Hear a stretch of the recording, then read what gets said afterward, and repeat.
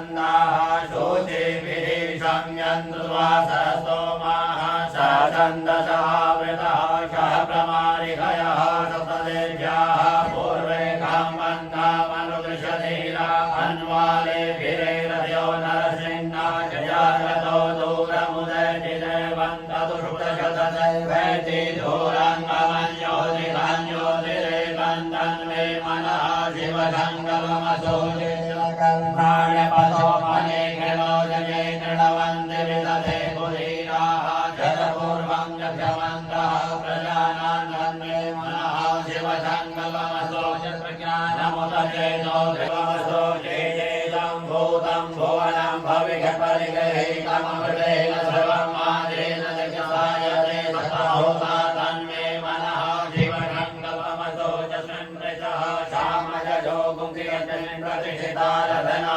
भाविवाराः यस्मिन् चित्रगुं सर्वबोधं प्रजानान् तन्मे मनः शिवसङ्गमसो सुखारधिगर्भादिवजन्मनुज्ञाने नीयते देवग्रह सहस्रपादा सभौमिकं सर्वदृवादधिकदशाङ्गुलं मा पुरुषाये वेदकं सर्वं निर्भूतं चक्रवाद्यं मा उदामृतवशेषानो जयन्विन्धान्यो